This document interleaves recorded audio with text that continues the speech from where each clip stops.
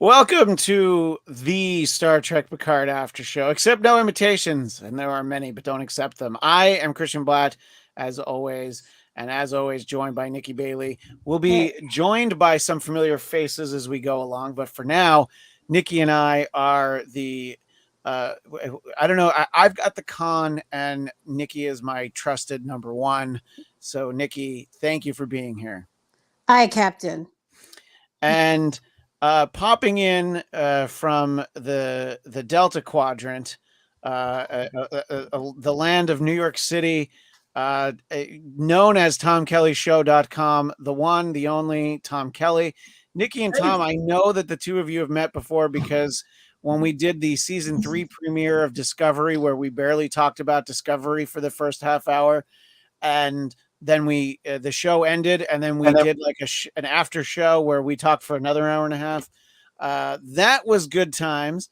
And Tom is setting things up. He's setting up levels. I'm here. No. I know. I see. And it's I'm here. It's a very sharp background. And you wore a sport coat. And now I just feel intimidated. I've got a hoodie and Mr. Met, but Tom is dressed the part. Can we first of all, I'm even wearing nice shoes right now. I haven't worn nice shoes on a Zoom. I'm taking the shoes off. You could take them off. It's fine. Yeah.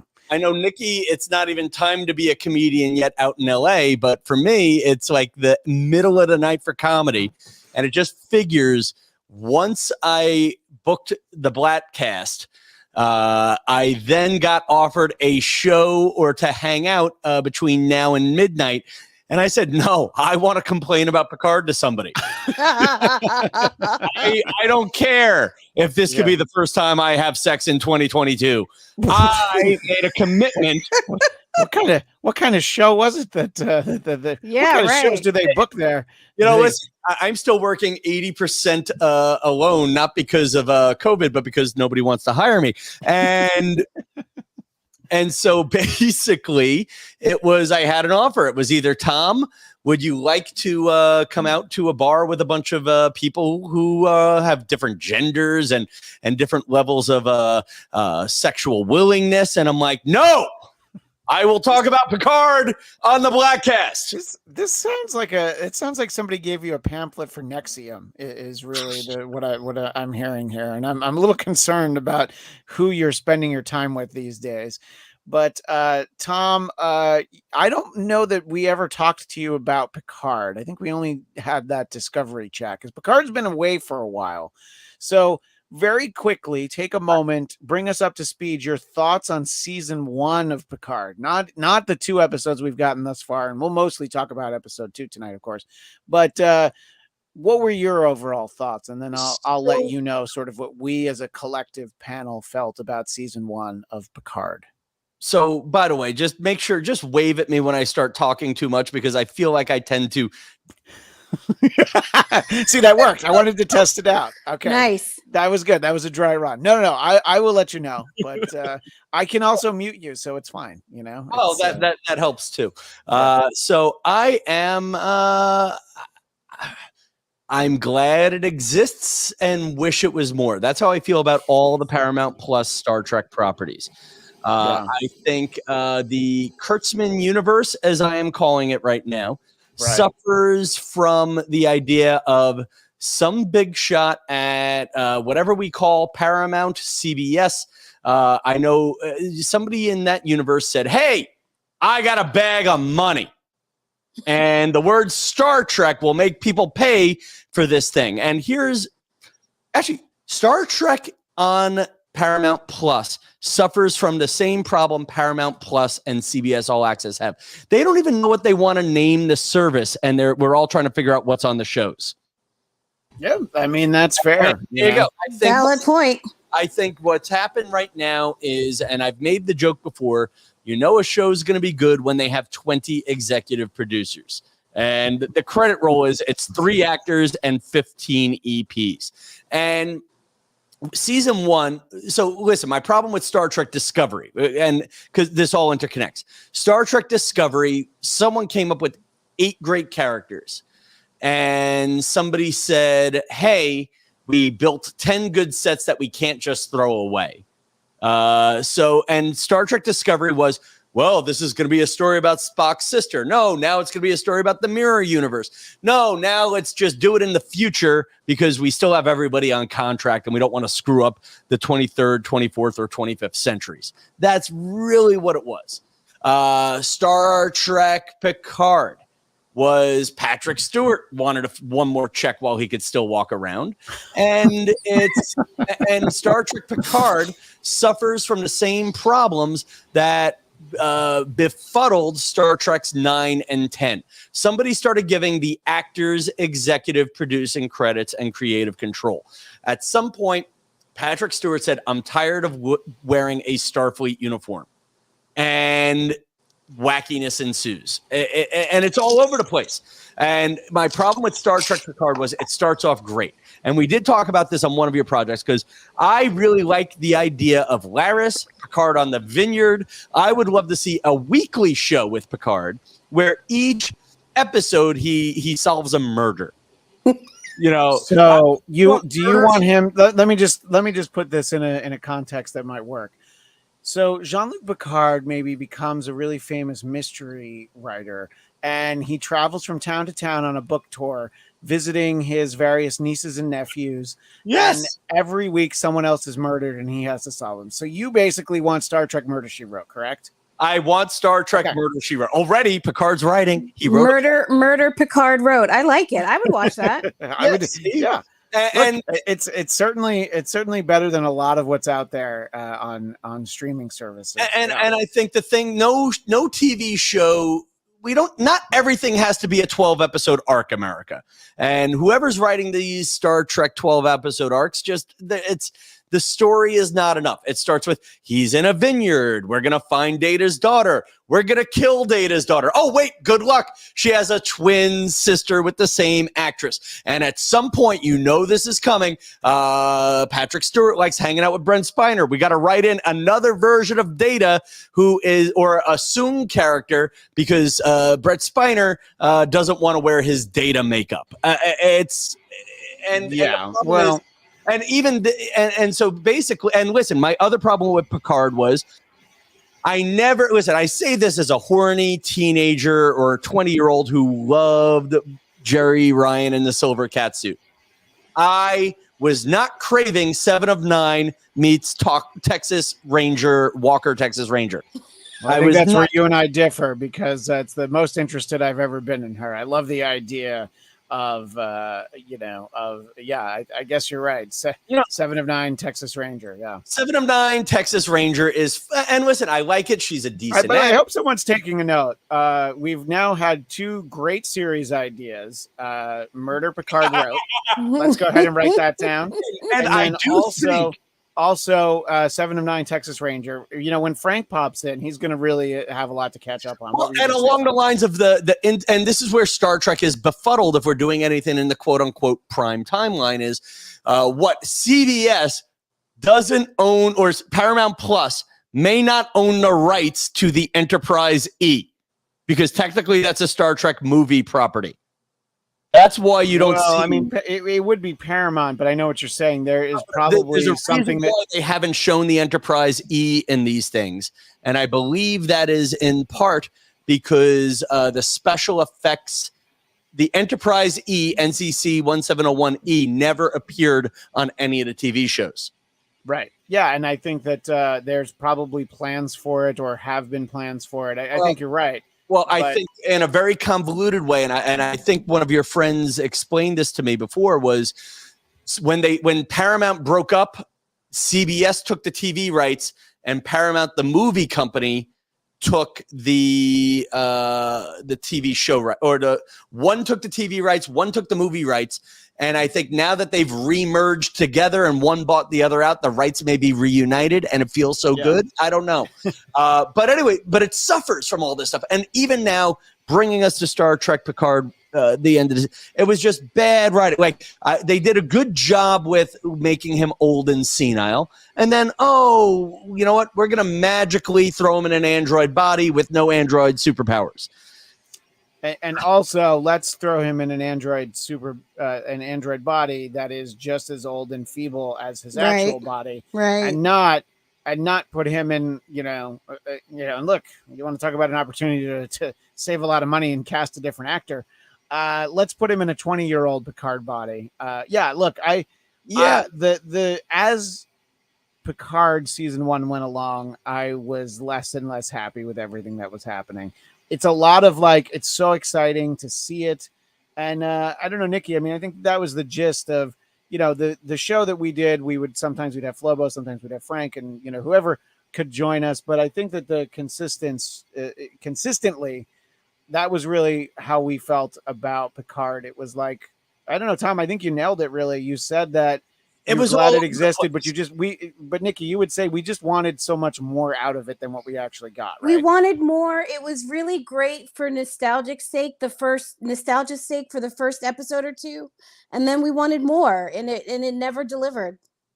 Yeah, I mean, as much as I liked finding out that Will Riker has a pizza oven, and I know I said that last week, but Tom wasn't here last week, so that's why I go back to it. And that was a fine episode. You know what it was? By the end of Picard, and I see this already coming with season 2. I was trying to figure out, what was the bad guy again? What was the danger? And again, there's a big thing with all these CBS shows now where, like the fleet scene at the end when Riker comes with a fleet. How great! You're talking about. Oh yeah, Season 1. Yeah. He says, it was almost like somebody in Photoshop just copy and pasted 100 ships. You don't need 100 ships. What made Star Trek beautiful was its simplicity. Star Wars was the 100 ships. Star Trek was one ship that you could get close to and you got excited about. And we will show to you for 12 minutes on the big screen. Yes, and it sounds stupid, but you felt like you were a part of it. Okay, with Picard, fair. It was all right. Now, and there were so many great elements, and I was hoping season 2 would be tying together the great elements they didn't flesh out in season 1. Even Dr. Girardi, you know what? I have a love-hate relationship with Alison Pill, the actress. Like Dr. Anxiety. Yeah, I mean, you can, if they were scales of justice, for me personally, the love would be a much lighter for me. And we do refer to her by her actual name here, Crazy Murder Doctor. But you can certainly refer to her as Girardi if you're. Yeah, I mean, and listen, and that's where you got into. I think what happened was, I think the problem with all the Star Treks is, or the Kurtzman universe is, whoever's writing these shows doesn't love Star Trek. I think they've read the Star Trek Encyclopedia, which is a real book that I had. Past tense. What happened? It became outdated at a certain point, and honestly, that's fair. I found myself reading it too much. Okay, I get it.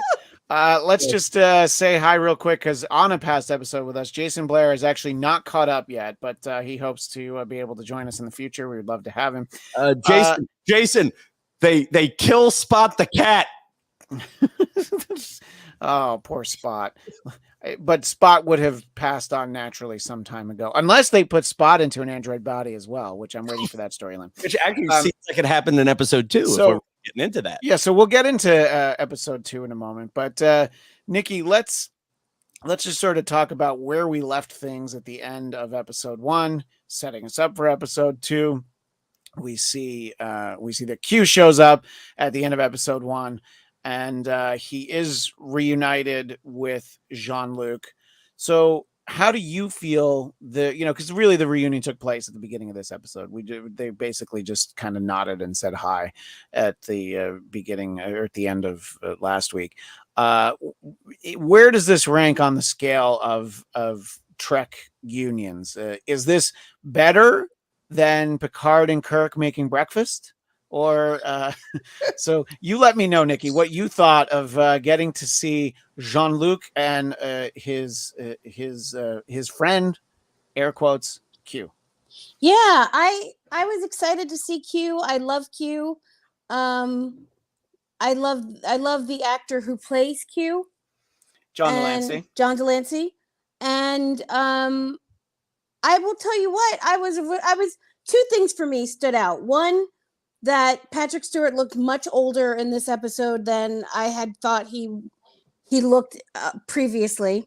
And two, John Delancey looks amazing.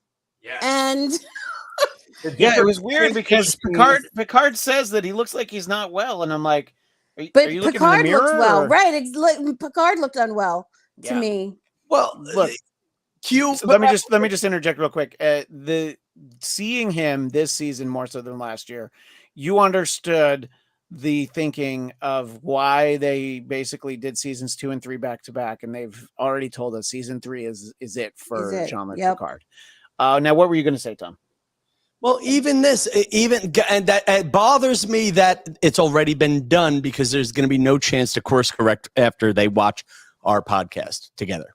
It's a great point because they've already had their last day on set of season 3. So yeah, because I could tell they took my notes on Discovery. Now, well, they did. Hey, your earliest note on Discovery was, I believe you roped me into a video where I think you titled it "I Hate Cadet Tilly." So it took them 4 years, but they listened to you. Did they kill her off? I'm not. No, they didn't kill her off. Yeah, they toned her, and even Tilly, they kept. No, she's just not on currently. She got reassigned basically, just to leave it at that. You hated Tilly? So, yes, Nikki. With the season 1. Season 1 Tilly. No, I hated Tilly to the very, very end. And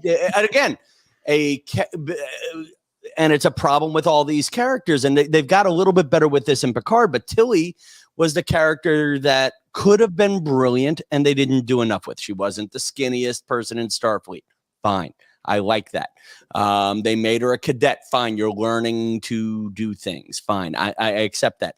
But I thought they were building her up to be, I don't want to say autistic and get yelled at, but I thought they were building her up to what you're saying in terms of like the idea of possibly being on the spectrum. I see that. But if we're going to use the phrase on the spectrum, there is no better time to bring in our other host, the one and only Frank. Yes. Better late than never. Picard. Frank Moran, I don't know that you've had the opportunity to meet my friend Tom Kelly before, but we're 17 minutes into the show and we barely talked about this episode. Perfect. But take notes. We have some great spinoff ideas. 1, Murder Picard wrote. 2, 7 of 9, Texas Ranger. All right. So those are shows that we'll be covering very soon. Yes. In the near future. So steer it back to Picard. Now that we're unified as a single mighty Voltron. So the same problem with Discovery and has happened in episodes 1 and 2 of Picard season 2. We don't know what we want the show to be. Fine. We want to, the problem with us being in the prime timeline is there's been too much Star Trek. At first, you're like, okay, we want to go into the mirror universe. Oh, we can't do the mirror universe because by the 24th century, the humans were oppressed in the mirror universe. So we'll just change the timeline. Well, didn't we learn anything from J.J. Abrams? We don't change timelines. We just create new ones. How about that? I understand that thinking, and yes, it's the mirror universe was a better sort of representation of what we're trying to get here. You know, the totalitarian, human race and all of that. I think that was done much better in the original series and subsequent visits over to the mirror universe through Deep Space Nine. Yeah. But what we were focused on was the reunion with Q and Jean-Luc. Okay, and it was angry, and Q was not written as Q. First of all, when I last saw you, Jean-Luc, so they read the Star Trek encyclopedia. At the end of that episode, Q was helping Picard. There was a happy ending. It was a test, and the whole, not to spoil all good things, the season, the series. That was almost 30 years ago. You can go ahead and spoil it. It's going to be okay. If somebody's watching this show, they've seen that. Yeah, but the line, the test was the continuum's idea, but the helping hand was mine.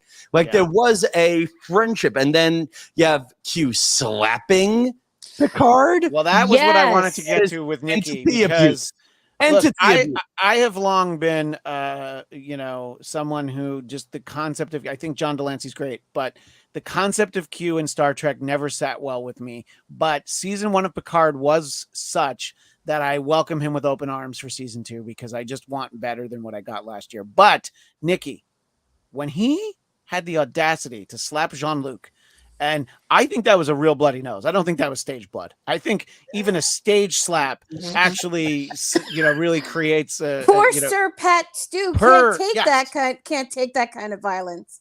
And no, I was outraged and disturbed and shocked. And how dare someone slap Jean-Luc Picard? I'm with you. Of all people, for it to be Q, who has all the magical abilities in the world. He doesn't need to slap anybody. That's a great point. Q is guilty of changing the timeline and elder abuse. That's the real charge. Frank, getting to see, getting this reunion with Jean-Luc and Q, what did you think of it? And, how should we punish Q for being so rude and slapping Jean-Luc? I am torn when I watch these episodes of Picard, because as much as I want to just enjoy them for the sake of enjoying them, there's that part of me inside that every time I see Patrick Stewart on screen, I just go, oh, he's just so old now. He's just so old now. And it's just, these scenes just lack just a little sense of just the vitality of a younger Patrick Stewart that would bring it to it. And I just, it's fair. There's like, it's always just rolling in the back of my head where it's like, oh, why wouldn't I love this if this was like 15 years ago, Patrick Stewart. So yeah, imagine if they did this series in the year 2000, by the way, just how much better it would have been. I don't mind elderly, borderline nursing home Picard. I actually like put that on the spinoff list. Nursing home Picard. Nursing home Picard. Yep. So, actually, one of my favorite things about one of the first episodes of season 1 was when the first robot, the first hot robot, the first 20-year-old robot, when Data's first daughter got into the fist fight and Picard sort of stood on the side. Like, I felt like that was realistic of where a man of that stature would be. Like, he wasn't swinging and throwing and or doing the old Batman fight scene of sitting and waiting on the side with a glass to hit someone over the head. Like, he was a little bit powerless, and I enjoyed the exploration of that. True. Well, although you think that if it had been William Shatner, the idea of William Shatner like stay on the sidelines, like no, I should still be in this fight. No, there's something about like I miss that kind of just like yes. Just Shatner would insist on well choreographed fight scenes, which of course would have a stunt double that looks nothing like him. So, and I feel like Patrick Stewart is starting to do that in season 2. Well, yeah, look, I think that there is definitely. Look, there's a decline in just across the board. I mean, his voice is just weaker when he talks, and I want to enjoy and cherish any chance we have to spend more time with Jean-Luc Picard, but also with Patrick Stewart. I think he was perfect in the X-Men movie Logan, where he was playing a very old Charles Xavier. I think that works really well, and I think that in general they do well on this show, but Nikki and Frank know when he showed up in the eye patch and the leather jacket in season 1, I was like, I think that they lost something here. Yeah. And I think that this was, even when he was young, 35 years ago, this was the captain that stayed on the bridge. So he should always be a little bit removed from the action. And I think now it's essential that we get that. So apart from, getting Q slapped, I think that for the most part, they did it. I like when he realizes that he has to turn into, mean Picard. He has to turn into General Picard, and his face just, gets like a little bit Ebenezer Scroogey, I think is the only way to really describe what that was. But I think that for the most part, I would sacrifice story and believability if I feel like they were careful with Patrick Stewart on set. You know, I'm willing to let there be some action sequences with Rios, you know, and just other characters. You know, that's fine. But also, yeah, let's get some more scenes without him, just because that means that's a day that he didn't have to go to set. Let's put Patrick Stewart in the force field that the Borg Queen is in. Yes, a little protective, that would be great. 4th century bubble wrap. Well, let's talk about you know, waking up in this this alternate time. And the interesting thing is, as this goes along, they realize that Q has done something and they want to undo it. And I mean, it's just the thing about Q is that, like, he could do things that don't need to be undone. But I guess he likes to have these tests of Jean-Luc. What do you think? Let me ask Frank first. What do you think about the premise of this episode, that he is putting, you know, that the test always continues and he's putting him through another ringer, and when Picard says, "What if I don't do anything?" he just disappears and is like, "Yeah, it's already started." What do you think about that, Frank? Yeah, I mean, I guess the tough part is we don't really know what it is, and somehow it ties into whatever Picard's issues that he's dealing with that we saw in episode 1. So yeah, I feel like it's tied into that. So of course, you know, since Picard's not telling Guinan, he's not telling us or Q what the deal is, and so they seem to speak as if they both know what it is, and the audience is the odd man out in that conversation. So yeah, I don't know what the penance is that he feels that Picard needs to go through. It'd be great to at least have a glimmer, but I guess the show's for some reason wanting the slow roll. Yeah, but the penance that has come up and whatever it is they're referring to, I did use this last week, but it is like the moment in Back to the Future 2 where they decide that Marty can't hear the word chicken without freaking out, even though there was no hint of that at any point before. Yeah. And with Jean-Luc, we have 35 years of history with this character where they've added something new. I think that to Tom's earlier point, I think the people behind the scenes do love Star Trek, but not all of them. I think that there are some. I think the actual showrunner Terry Matalas, who did the TV version of 12 Monkeys, I do follow him on Twitter. I think he is somebody that loves these characters and loves this show, but you don't get to create these things in a vacuum. And I think that the fact that the future of a streaming service hinges on these shows probably leads to things, you know, decisions that you don't necessarily want to make. You know, I'm going to argue, Christian, that we have not only staffed this show with writers who do not love Star Trek, we have cast this show with former Star Trek stars who do not love Star Trek. I don't think Patrick Stewart loves Star Trek that much. And Jerry Ryan was, if you read Jerry Ryan interviews between now and whenever Voyager ended, it's everything she hated about being on Voyager. Well, you notice you want to talk about, you know, Patrick Stewart doing Star Trek movies where he doesn't have to wear the uniform. You notice that they found a way for Jerry Ryan to not have her Borg implants. So, and boom. Yeah. So there's that. And look, here's the thing. Jerry Ryan, you know, at a certain point, she realized that the Boston Public reboot series wasn't going to happen for her. So you go where your bread is buttered. You want to go with, by the way, little footnote, her romantic interest on some of those episodes was one Mr. Dennis Miller. So it all comes full circle in my awareness of these things. And all kidding aside, just to button to your joke with an actual point, I think she's on a CBS series, and I feel like they just had her on contract. And just I mean, that's possible. I actually don't. Give me a minute. I will Google that. You get to the Googling. What do you think, Nikki, for sort of the setup here with this? Well, this isn't an alternate timeline. They point out this is our timeline. Q went mucking about, and you know, I think it definitely makes it more interesting than it's like, oh, he put us in an alternate reality. Let's just cross over at some point. And Tom looks like he has a quick answer. And then news: Jerry Ryan is on the MacGyver reboot.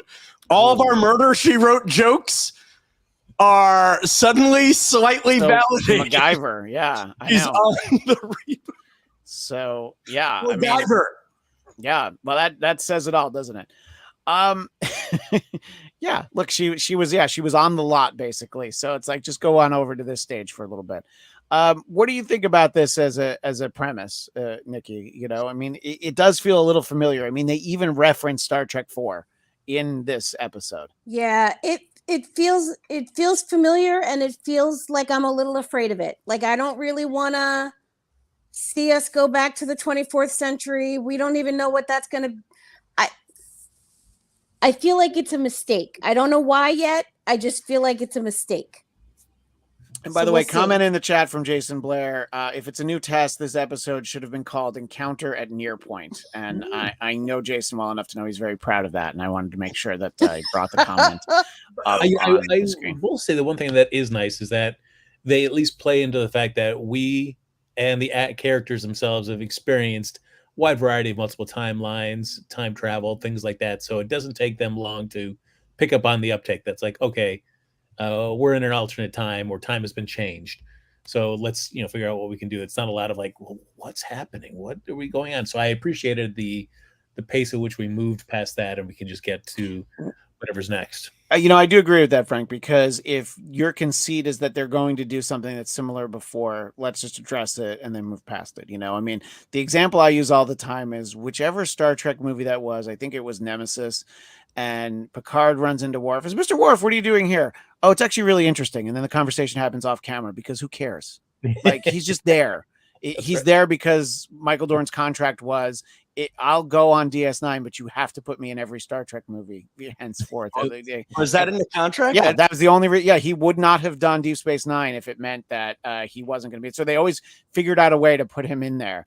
And it was just like by that point, and that's why I think it was Nemesis, because at that point they're just like, do you really care? So it's like, we're Star Trek, we're going to address it. We know you've seen it. Yeah, everybody is very well versed. Of course, anybody who served on the Enterprise is going to know who Kirk and Spock were. They're going to reference it, even though it's really for us. Let's move past it. I do appreciate that we didn't get all bogged down in it, because it's like, yeah, look, everybody knows that you can just slingshot around the sun. Okay, we get it. So we'll focus on actually trying to execute it now. Well, and that was a Rick Berman thing. Rick Berman and whoever did Next Generation in the 80s said, we aren't going to take advantage of the slingshot maneuver because it's just too damn easy. And now that they're using it now, just sums up the writing. And then, oh my God, we need the Borg Queen. Let's bring the Borg Queen back to the 21st century. And that's it. Oh, and this is my problem with these damn shows is they produced a Star Trek show, Discovery, about the 23rd century. And they're like, you know what? It'll be a lot. Let's move it to the 31st. And now we have a show produced in the 25th century. I'm like, let's bring back to the 21st. Like, they keep producing shows in time periods that don't want to be in that time period. And well, I mean, there's a lot of behind the scenes machinations there. That's why Discovery has changed course so many times, and that's why Brian Fuller only did the first 2 episodes and is still an executive producer, because he wanted to do an anthology series, and they were like, no, we're going to stick with that crew. But Frank, to bring Tom up to speed, when did Discovery end for you? After season 2, that was it. You saw them go off into the future, and you're like, great, out of my life. See you later, guys. That's when it sort of jumped the shark. Honestly, if you guys were not booking me on Blackcast, I would not have done. And by the way, Jason Blair and friggin' Jacob Lee Downey, the only 2 people watch. If it weren't for those 2 extra subscribers to my Tom Kelly Show podcast that I got through this, I would not have watched Discovery. Well, yeah, but I think Picard is a different matter entirely, because it's like, even if season 1 had just been a Book of Boba Fett level disaster, and the first episode had been barely watchable, I'd still be there every week because I want to see what Jean-Luc is up to. Let's talk about some of these changes that they wake up in this new surroundings. I don't know enough about Annika that it makes any sense that she would be the president, but I'm willing to go with it. But I wish our pal Flobo was here, because I told Nikki this before we started. I let him know earlier today that he's going to miss me saying that there is a character so much worse than Raffi, and that would be Annika's husband. And the simple fact that, and look, Raffi realizes it, like, oh, so I guess you don't have any commitment problems now. Issues. She would be so much better off with Raffi than this little weenie. And, it's just like, I mean, how, how does this happen? And I don't have any answers for it. That's what I want in a relationship. I want to be Magistrate Weenie. As you put it. Okay, that's the fifth spinoff that we're pitching here. Yeah. Which, by the way, could also be an independent art film. So that's the old way of saying porn, Nikki, for the people our age. Thank you. Call it an art. Yeah, for we old people who had to get that on VHS. Anyway, yeah, but like he is like short. He is everything you wouldn't think hot, tall, blonde Borg lady would be. And then it's like, yeah, he's just like. But people are more advanced in the future. They're not thinking about, that's true. Yeah, I know. But all I'm saying is Magistrate Weenie makes me think I have a shot with the girls at the bars I should have gone to. Well, if there were Borg there, and there might have been. What do you think about, Nikki, what do you think about sort of this version? I mean, obviously, this Annika is R7, like that, but everyone still sees her as that. What do you think about this conceit that they've given us that she's the president and, she and General Picard are these violent, militaristic, pro-human types? I'm really curious about it. I feel like they could have had us go to a whole different future where they were just regular people, or they were still in some kind of Starfleet kind of confederation thing. But the fact that they gave all of them these high profile,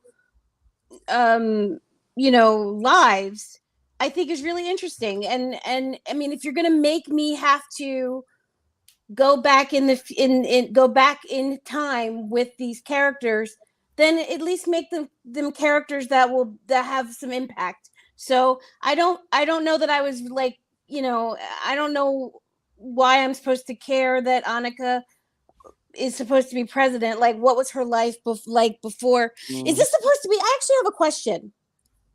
Is this supposed to be what their lives would have been like if? Yeah, I don't know that I even. No, okay. So here's my thought. Let me just throw in my thought, because I think that this is not like an It's a Wonderful Life. This is kind of a reverse of it. This is, something we're going to find out what it is that Q changed from the commercial. It seems like we have a sense for what it is. And then this shows just how really, one thing changed so much. And I guess it's really all about whatever that one thing is going to put Picard through the test. I want to let Tom have his thought before I toss. No, because Nikki just summed up my problem with the whole damn episode. You're like, okay, is this It's a Wonderful Life? Are we on a Borg planet? Like, that's what I thought when I first saw the shields. Okay, is this what would have happened if Picard never fought the Borg? By the way, remember last week they kept talking about his mom, and then we haven't mentioned mom once. So I'm like, where is mom coming up again? And then I feel like we'll get plenty of that mom flashback, but you're right. I think there was only so much time. And this is the problem with whoever's writing these two series. They're obsessed with moms, they're obsessed with time travel, and they're obsessed with starting something and then dropping it. I don't think. Do you know a lot of TV writers? Because if you don't, they're all obsessed with their mothers. And time travel is, of course, a very lazy, it really, writing television is just an extension of their therapy. Speaking of which, Frank, what do you think about sort of, where we see them stepping into, each of them popping up? Annika's a president. Raffi is some kind of like anti-resistance wrangler, I guess. They really were like, you don't need to know what this is. What did you think about where we find them all throughout the course of the episode as they, I'm using air quotes, wake up? Yeah, it was fine. I mean, there's also, as much as like there's in the back of my head also playing about, hoping that Patrick Stewart doesn't slip and break a hip anytime he's in a scene. There's also just the realities of TV in this, where it's like, not pretty much, other than maybe 7 or 9, I really don't care about any of these other characters. I'm more interested in any of the next generation characters, and I'd be so much more interested if Wrecker's involved or somebody had closer ties to Picard to see how that would play out. I found Elmore to be an interesting character last year. I didn't need more of him. I think we could have said goodbye to him at the graduation, and that would have been fine. And Tom isn't around as much, but it's well documented my thoughts on Raffi. I mean, Girardi is there because they need somebody who's smart but is she really smart? She's just smart enough is really what it is. And even so, it's like, well, we still need the Borg Queen. So how smart is she? But no, look, that's a big problem. And I thought that in the premiere episode, they did, they did push aside Robot Girl. We got to see her. We got to see some stuff. And I thought we were getting that with Elmore too. I was not expecting Girl gone from season 2. Did she not? She was in last week. She was like, having like a fancy dinner party where Girardi got drunk, which I also did not need. But she was only in the first 5 minutes or so Is Issa Briones in the credits for episode 2? No. She wasn't in this episode at all. She was just and her name didn't flash up either. No, I mean, if anything, she probably got a special appearance in the first episode. But I mean, look, this is clearly the team that because Q says you're going to have help. So if there was going to be help, Frank, were these the characters that you as Q would hand select to help Jean-Luc? Not at all. It would be the characters that we know and love that have had a Geordi relationship. To Frank's point, it's not the guys Q knew. Like, how did Q know Jean-Luc made new friends? Q knows everything. Remember, that's the problem with Q and what my problem has been with Q. But also, you get the feeling that he's kind of like been stalking Jean-Luc these last 35 years. So, and I don't know. I mean, it hasn't really been established. If Q pays attention to something else, but then he's like, oh, I wonder who my friend Jean-Luc is. Is he able to go through 35 years like that, and just experience it all? Like I assume, but that's the problem, that the rules of the Q continuum are not very well defined. I mean, go ahead, Frank. Just the resonance of when they're going through his little skull room. And showing him all the great skulls that he's collected through the ages. We check, we name Martog, but if it would have been Worf, something that would have hit a little closer to home. Those moments, or Deanna Troy's skull is on there, or just Well, there's also or how about Will Riker? Who you had to, you had to destroy. By the way, I appreciated the sound. There's a very brief shout out. Oh, do you want to check with General Cisco? And I'm like, yes. And like, no, let's talk to Rios. I'm like, but what about Avery Brooks? I mean, Avery Brooks is kind of, off the deep end a little bit now, but still, that would be even better for this show. So I think that the putting together this A team was.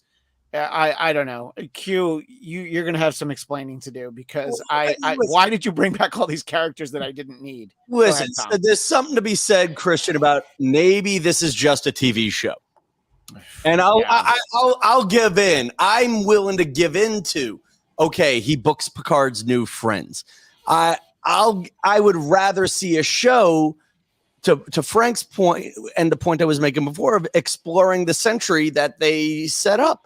Like, I'd love to see instead of seeing Jean-Luc Picard half-assedly go backward in time, I'd like to see him boldly go up the stairs and not fall down. Well, and if he did, of course, he could call 911, and then we could bring William Shatner in for a special rescue 911. So, look, I'm just programming this entire streaming service, and no one is giving me any money to do this. I don't know. Nikki, do you feel like, is there a disappointment? Should we just kind of go with it, like the explanation for time travel, and just take the conceit of like, all right, this is who we're stuck with, and maybe if we're lucky, we'll see Geordi or even Reg. Basically at this point, anybody. It's fine. I don't care who we get. I think it's so hard because we're so deeply invested in the Star Trek, the Next Generation family that we had.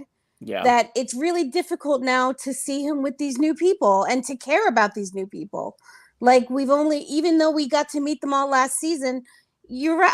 I don't really care about them all that much. I don't even really, I love Seven, but I don't really care about Seven. So I do think there's some, there's some work to be done here to make this a viable group of friends or a team that we can root for. I don't know if we're going to be able to. I don't know if I'm going to be able to root for them. So to Nikki's point, I was just starting to care for them in episode 1. I didn't mind the walkthrough. Okay, what's her? The good-looking robot is with the Deltons. Okay, glad you had a happy ending. Okay, Dr. Girardi was found not guilty for the thing that just made me hate her for half of season 1. You mean that she's a murderer? Crazy murder doctor. Crazy murder doctor. Yeah, fine. I forgive. Eleanor was charming, and they still haven't really rehashed the thing that made him charming, which was he was the type of Romulan who's incredibly frank or honest. Well, the absolute candor. Yes. Yeah, they haven't. We got a little bit of it, but it was a lot of Michelle Hurd saying shh. And I actually like Raffi when she's not cursing. Oh, well, she is a bit of a potty mouth. I found but the whole thing, it's forced. And actually, just because I have been Googling, this is right here. I can't read the headline. Why Star Trek's Jerry Ryan had a tough time returning for Picard. Good God, stop whining. You have a job. Okay. Now, to be fair, that is a headline that's written after an interview where maybe she talked about how much she loved it, but that's the clickbait. Very important comment from Jason Blair. If Q is bringing back the A-Team, then it has to include Dwight Schultz. Of course, who played Reg, and also Helen Mad Murdoch. Thank you. I can't believe Jason is still watching the show, having not seen the episode. That just tells me Jason's not worried about spoilers. Frank, would you be worried about spoilers? No, don't be worried. No. Nikki, are you going to be okay? I think we'll be fine. Okay. Sorry, Tom. What were you going to say? No, I feel like Jason Blair should can we get a 5th chair into this or no? We can, but he hasn't seen the episode. So he's going to have to learn that if you want to be on the show, you have to watch it. Jason, they plot to bring the Borg Queen back in time because, don't actually go through the whole plot. I mean, I think that's very important because we did a whole movie about how bad it was to bring the Borg to the 21st century. And what are we doing now? We're doing a 12-episode arc where we're bringing the Borg Queen back to the 21st. I think it's 8 or 10 episodes, but they're just bringing the Queen. They're only bringing the most powerful Borg. It is a good point that having the Borg back in the 21st century was the whole conceit of First Contact. But what do we think about the decision? Tom, not a fan, but they don't seem to have an alternative. Nikki, do you think that it's a mistake to bring the Borg Queen back? She's definitely processing a lot of stuff. But what did you think about that decision? Yes, it's a mistake. Like, what is going to happen when they get to the 21st century? I don't know. Will she be able to contact the Borg that exist? We're kind of coming into that same issue that we had with First Contact. Will she be able to contact the Borg that exist in that time period? So I don't know. I'm a little nervous about it. Which, by the way, this was another one of those Marty McFly can't hear chicken moments, Frank. Has it been established before that the Borg are able to sense shimmers in timelines and other realities? Because it's just mentioned in passing by Seven, who, let's be honest, Seven's like, what, 20% Borg at this point? She's not like Borg anyway. And, I don't know. I don't know what her 23andMe showed her, but I feel like it's not as Borg as she acts like it was. Is this a new idea, Frank? Is it something that I'm just not remembering? Basically, if it happened on Voyager, that's why I don't know it. I believe so. I mean, certainly I did watch Voyager and I did watch the Borg arc in there where it kind of wrapped up, but I can't remember it exactly enough to know if she also had those abilities. But this doesn't sound familiar to you, basically. It didn't ring out and go like, oh, yeah, of course, that's obvious. That's why the Borg Queen's there. Or at least her upper torso. I don't know. It's just... Again, I feel like if you're talking about the Picard show, the low-hanging fruit would be like Q, would be Borg, would be Cardassians.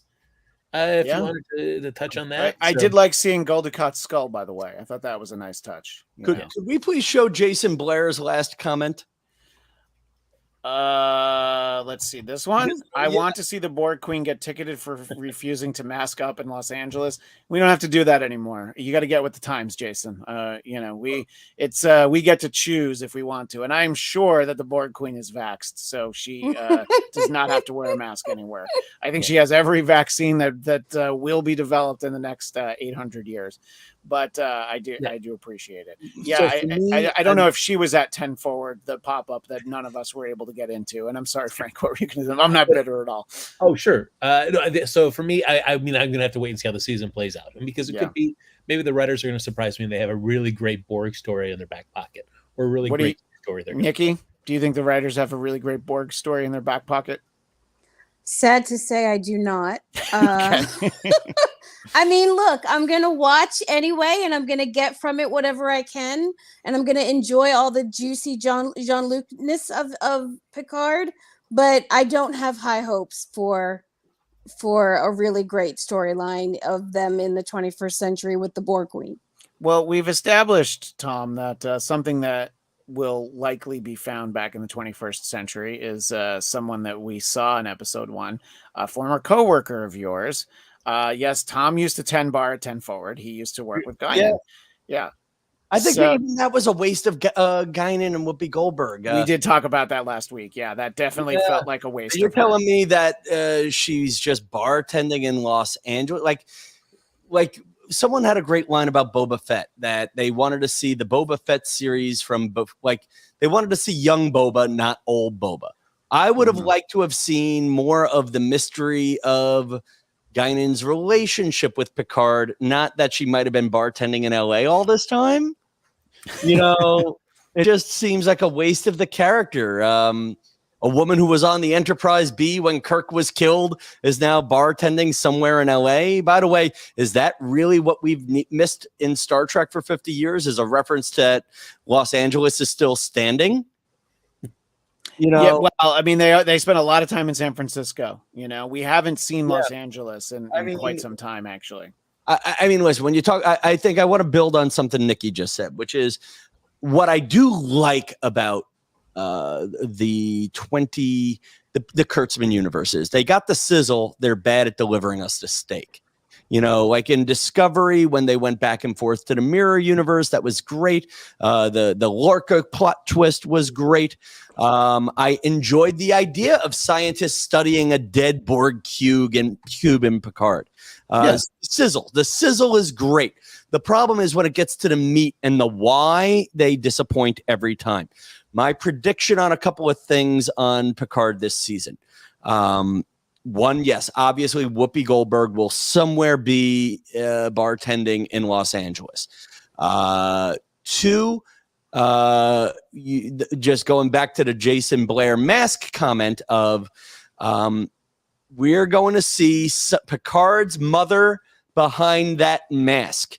And where else have we seen a main character's mother in an anomaly wearing a mask? All throughout Star Trek Discovery. Same people. They're stealing ideas from themselves. And I'm, that was my problem with the whole Borg on the Stargazer thing was this just felt like the Red Angel in Discovery. Like they're not even they're stealing from themselves in the weakest of ways. Except instead of red, it's a green anomaly. Yay! And I think that Jason has what we were all thinking. How great will Los Angeles be in the 24th century? You can just transport from your house in the Inland Empire to your job in Santa Monica. I mean, honestly, and he spelled it wrong, but no sig alerts at all. Jason went to UCLA for undergrad, so that's why he's in his class, Sirach Lofton, aka Jake Sisko. So it all comes together. More Jake. That's what this show is meant. More Jake. We need Jake Sisko. We need not Nog. Nog was the young Ferengi, right? On DS9. Yeah. So and these are all the things we need. Here's another prediction, and I think it's going to be weak. My prediction is Q goes back in time and stuffs the ballot box for Trump in 2024, and somehow that leads to the totalitarian nightmare of the Confederation. See, I agree to a point. I think that Q goes back to 2024, and he just invests heavily in NFTs, and therefore he's able to finance the Confederation, several hundred years in the future. So yeah, I think that the NFTs really appreciate over time. Which, by the way, Q Day Trader is another one of our series spinoffs that I think we can look forward to. Frank, if you'd be so kind, I'd like you to pitch Q Day Trader with me. Okay. I'll see if I can get some time over at Paramount. And see if fortune favors the brave, Christian. You know that. Listen, but you're stepping on my brilliant point with the best punchlines at a show, which is do you think it's going to be election related? I mean, it's very curious that it's 2024. Yeah, I don't think there's going to be a reference to Trump. I think that as much as Hollywood likes to make those points, I think that they know that they're selling the show around the world. No, because it seems like there's some ancestor of Dr. Sung that is going to be, tempted with something, and I'm standing by it being an NFT, but that's fine. Nikki, Dr. Sung invents the iPhone 14. Yeah, right, exactly. Where it takes a picture of the front and back at the same time, so you get a lot of pictures of yourself, like that basically look like this with your fingers. And people looking at you like you're an idiot. Got it. What level of excitement do you have, Nikki, for seeing how they get out of the predicament where that they pull off this great, at the last second, everybody beams up aboard Rios' ship. They can't figure out how to time travel. And then Magistrate Weenie shows up and is very excited to be the man who kills General Picard. Are you on the edge of your seat for the next week? Where are you with this? I am so overwhelmed with eagerness that I can barely sleep at night. I don't even know how I'm going to make it to next week. Just wait till you catch up on Discovery. I don't have high hopes. I'm curious. I'm really just curious. I'm not excited. I'm barely curious. I love you, Nikki. We all love Nikki. Come on. No, but I do feel like, and listen, Frank's great too, but I didn't say that. Don't put words in my mouth. Come on. No one's ever said that. I have ended each of these little get-togethers with, I need to spend just a little bit more time with Nikki Bailey _. I was sending all these nice notes to just regular Nikki Bailey, and all I can say is uncomfortable. To regular Nikki Bailey. By the way, again, Jason Blair on fire. Is it okay to put the Confederation flag on top of the Duke Boys car? Not in 2022. It's not. So that's an important thing to keep in mind. There, the Confederation. You know what I call this? A conflagration. Is my good word? Yeah, is that right? Why don't you look it up on dictionary.com? And Frank, do you have high hopes for where this is headed? I'm just talking next week. I'm not even talking end of the season. Let's just have the tunnel vision towards next week. Do you feel like this is going somewhere good? And how many minutes into the episode is Magistrate Weenie drop dead, Frank? I feel like it won't be too long. I feel like the show's at least trying to get us to the 24th century, where I feel like we're going to stick around for a little while before things reset. I'm only hoping, though, because you got me excited last week when you said John Delancey is going to be in 6 episodes this season. 6 episodes out of, I believe there's 10. So he's in almost half of the series, a little bit more than half the series, I guess. I was a little underwhelmed by what I got from this episode. So this is but he's barely in the first one, and that counts as one of them. So we've gotten through a third of our John Delancey allotment. Do we know how many Whoopi episodes they're going to be? I haven't heard that. Tom, can you text her and ask? Yes. Hold on. Hold on. Let me get. By the way, while we're waiting for her to respond, I want to point out that conflagration is an extensive fire which destroys a great deal of land or property. That is the smartest joke I've ever told, and it fell deaf on the 3 of you. Look, If you're gonna use SAT words, you have to save them for your fancy comedy clubs, not for this show. That is right? the first time I've ever used one of those damn SAT words since the SAT. And I just want to point out, if my father's watching, I was right. I would never need this crap. Well, you're definitely not wrong. I mean, this is a conflagration. They're burning a property. The property is Star Trek. Conflagration, destroying my childhood. Let's remember the dark days of the post-Enterprise years where there was no Star Trek, and it was a valid question of, are we ever going to get Star Trek again? Because you had Star Trek Nemesis that put the brakes on the movie franchise. Enterprise.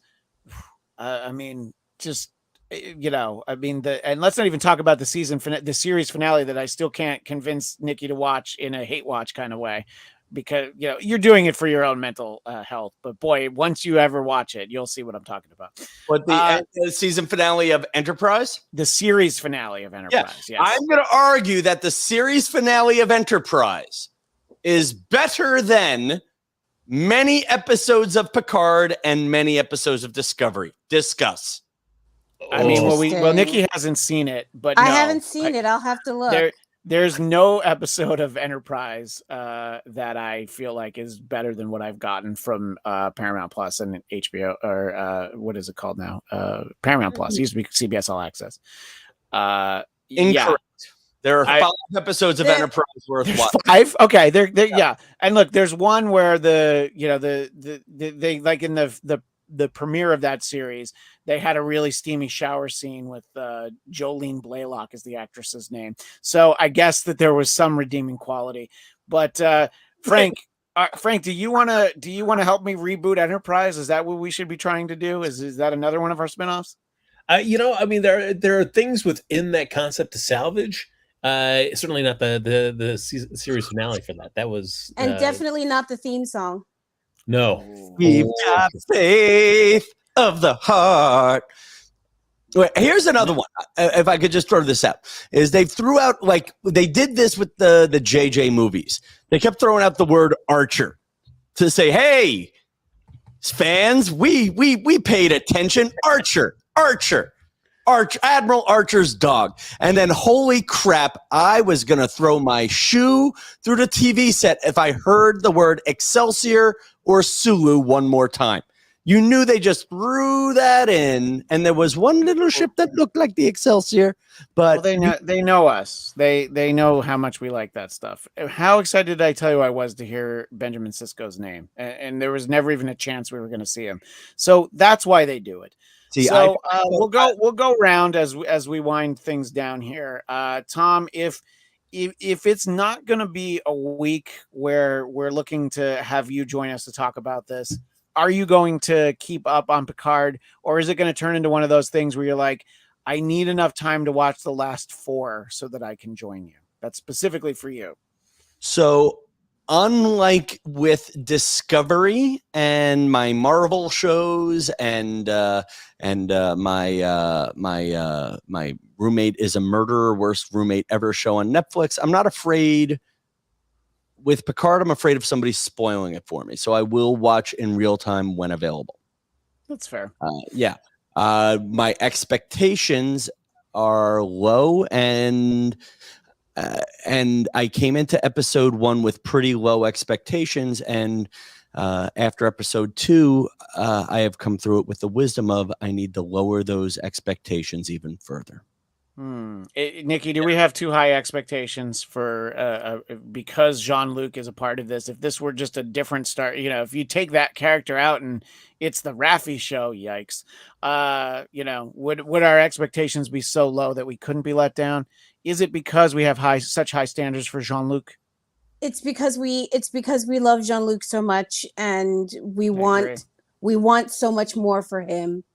It's hard to watch. I'm gonna keep watching, obviously, but yeah, no, I feel like they're not giving him his due. He's not getting the Star Trek he deserves. Yeah, it's true. Star Trek he wants, because he's greenlighting this. He's greenlighting it. He's a producer in the way where they shift around how much money they pay him, and part of it is a producer. That's the reality of what that title means. No. I mean, he's got script notes, but believe He's me, they tell him what the story is. Frank, look, a lot of times when we've talked on various Star Trek after shows, you're not optimistic about the series in question. And then, yes, it was usually Discovery. Are you holding out hope that this is going to go somewhere that ultimately makes you happy? Or do you feel like just enjoy Jean-Luc while we have him, regardless of whether or not you think it's actually going to be very good? I feel like I've been, hurt too many times by Paramount Plus Star Trek content, so that I want to enjoy a great series with Jean-Luc Picard. I just know in my heart that it's not going to be there, and in my head the whole time I'll just be thinking of everything that it could possibly been, and just let those thoughts reassure me as I watch whatever is on screen.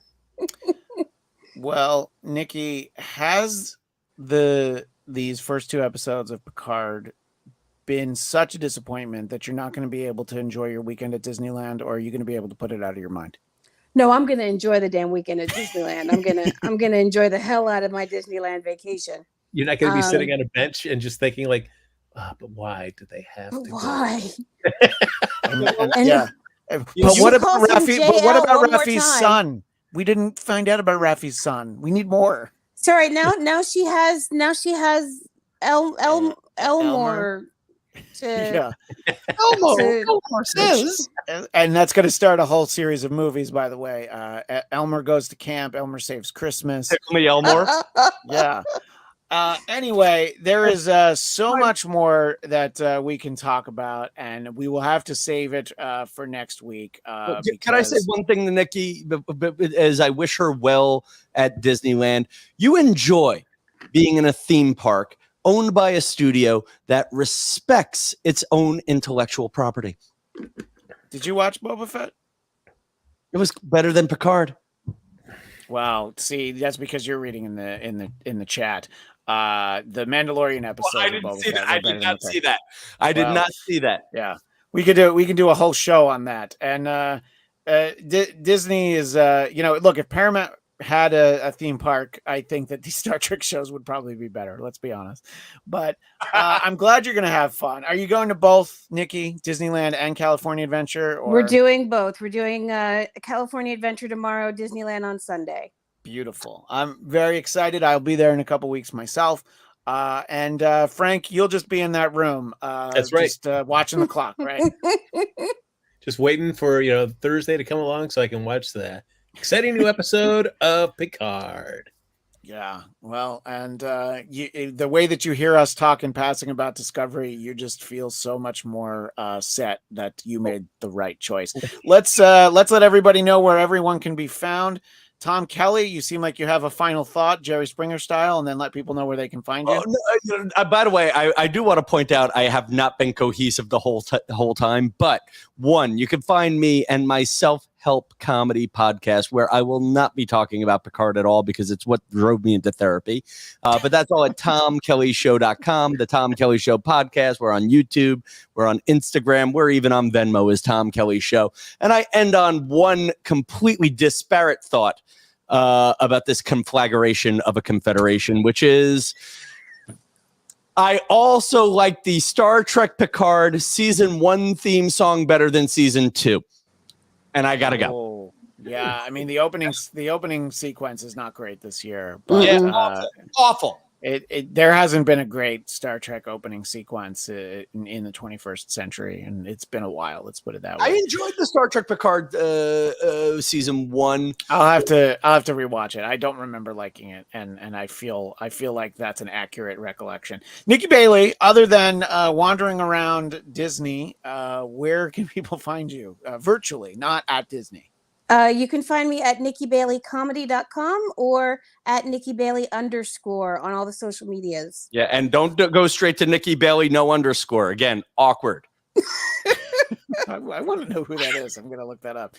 And Frank, if people want to touch base with you and ask what you think about Raffi, if you'd be interested in reading someone's unsolicited manuscript for their Raffi fan fiction signed Flobo Boyce, how can they get in touch with you? I mean, I could say it, Christian, but I feel like I'm depriving you of an opportunity to say my Happy media. Go Jackie on Twitter. I think, and you're also that on Instagram, aren't you? That is correct.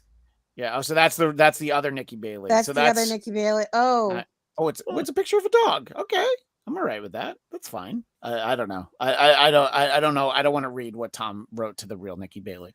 But you can find me on Twitter and Instagram at ChristianDMZ. And please subscribe to the Blackcast YouTube channel. You'll get this show. You will get our Discovery Season 4 finale. Praise Jesus.